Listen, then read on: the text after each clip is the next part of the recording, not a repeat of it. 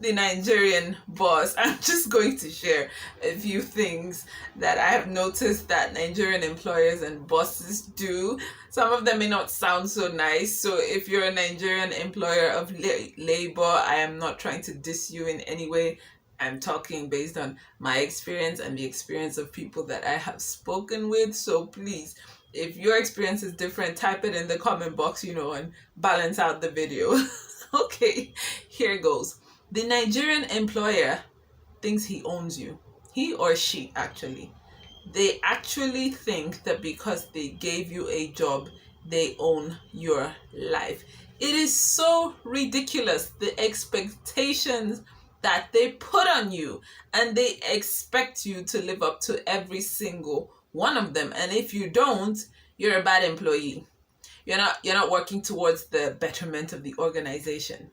You don't want the organization to succeed. Hello, if you're listening to me and that's you, can I just say, number one, you are not God. Number two, the fact that you gave me a job does not mean that I do not have a life. Number three, I am quite sure that it is against the law for you to place such a demand on my life, on my time, that is unrealistic. So what are the kind of things that they make you do? What do you expect me to do in the office from 8 a.m. to 10 p.m.? Even till 5 p.m. I think it's a bit ridiculous. How much more 6, 7, 8 or 9 p.m.? It's so ridiculous. And Nigerian employers actually expect and demand this from you. And I know this because I once worked for a Nigerian. In Nigeria, we call them one business, meaning it's owned by one man, maybe one man's family or just one man. And once it's 5 o'clock, like I've shut down, and my colleagues would be like, "Where are you going?" I'm like, "It's 5 o'clock, work has closed." They're like, "You can't leave, the boss is not back." I'm like, "He doesn't need to be back. My employment contract said 8 to 5. I've been here since 8, it's 5 and I'm going home." And I would literally leave, and some of my colleagues would just look at me in awe like, "Oh my gosh, this girl, she's so brave." But it's because they put such unrealistic demands on you and they expect you to live up to them. Sorry, but I don't do that. If you tell me 8 to 5, I'm going to work 8 to 5 and then I'm going to go home. What else do Nigerian employers expect from you? What other unrealistic expectations do they have of their employees? Oh, you to use your personal money to accomplish organizational goals.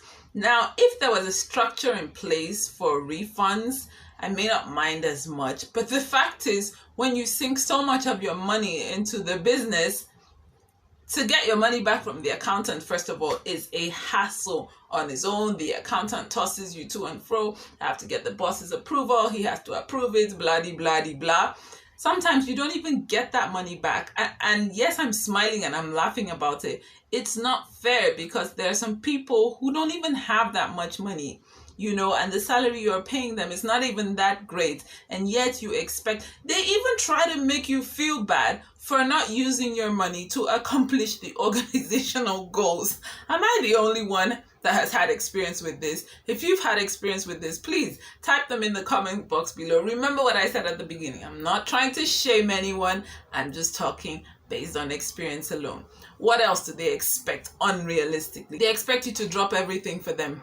Like literally, you can be at home at the weekend and something comes up and your boss just decides, "I need you to quickly come over and do this." And if you say no, they always try to do this emotional blackmail thing, try to make you feel bad because you're standing up for yourself. So you have a lot of people running helter-skelter at the weekend to do things they did not plan to do because their boss suddenly just called them. Now, I can get it suddenly that happens once in a while because, like I said, the workplace is dynamic. You can't really predict everything.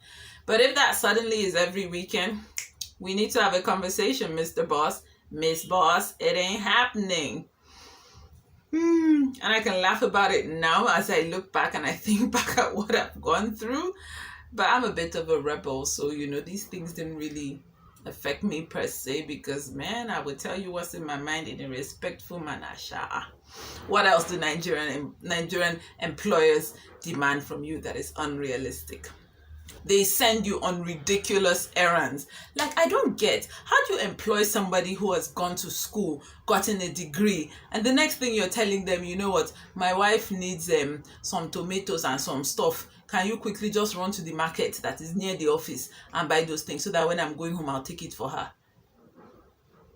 Oh, you didn't. You didn't just send me to go to the market. But it's true. These things actually happen in Nigeria. I don't know if they happen in any other part of the world. I really can't say.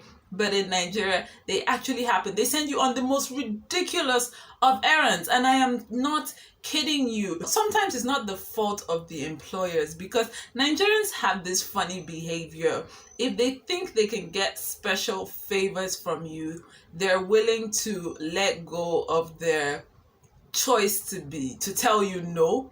They're willing to say yes even when it discomforts them, because they feel that they're going to get favors from you. I'm sorry, I missed the memo on that one. I don't do that, and I will let you know that I do not. So I'm not going to be running your house errands. Now, again, it depends on the job. For example, if you're working as a personal assistant, I have heard that they send you to the market. I work as an executive assistant. Oh, can I tell you, it has been a journey of 3 years, but I will not go to the market, because even for myself,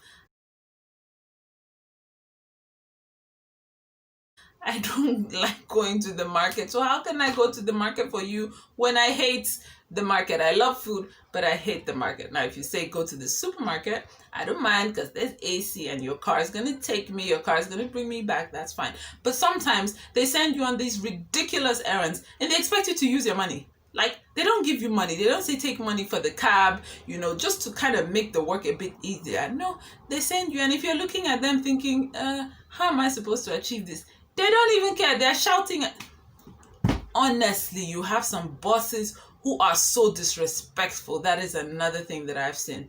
They speak in such a disrespectful manner. I personally have never experienced this, because like I said, I'm a bit of a rebel. So if you did speak to me in that manner, you can be sure that I'm going to tell you a thing or two, right? Why would you think that you have the right to speak to someone as though they were trash?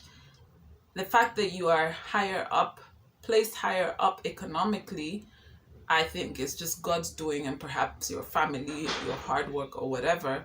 But everybody cannot be at that level at the same time. So it's not right and it's not fair. And anytime, I've had friends who told me that they've worked with certain national, and it's not just Nigerian bosses in Nigeria, actually. It comes from even foreigners, Westerners, foreigners as well, because I have friends who have worked with foreigners, let me just call them foreigners, and they're so abusive verbally, and I'm looking at them thinking, they said that to you and you stood there? Like, are you kidding? I will not take that from anybody, I'm sorry. And it's not because I'm very proud, it's because I've been raised to believe that every human being has worth and should be spoken to in a manner that is worthy of appreciation. I get that you can be angry with someone, you can raise your voice at the person, but when you start using such negative and insultive terms, insulting not only them, sometimes their father, their grandfather, their great-grandfather, come on. How much money do you think you have anyway? Yeah, I'm smiling, but that's not a funny thing, and some of you may have experienced that personally, and I'm sorry that you had to experience that. I'm not laughing at you, because like I said, it can be a very traumatic thing for someone to go through. That's why I'm big on everybody. You've got to know your worth, know your right. Even as an employee, you have rights. You don't have to study law to know your rights. You can read these things up. Another thing they do is, even when they see you, by chance you happen to be at the same social event, they still think you're in the office and that they're your boss at that event. Like, honey, please, I came here to party and to have fun. I did not come here to have my boss telling me to go get drinks, go get food and stuff like that. And I know to some of you this may sound totally ridiculous, but I can assure you that it is not ridiculous. It actually does happen in Nigeria. As I said in the beginning, it's not every Nigerian boss who does this, It's not all of them. Some of them do. A lot of them do, but it's definitely not all. If you have more stories, type away in the comment box and let's hear them. Thank you for listening. Take care of yourself.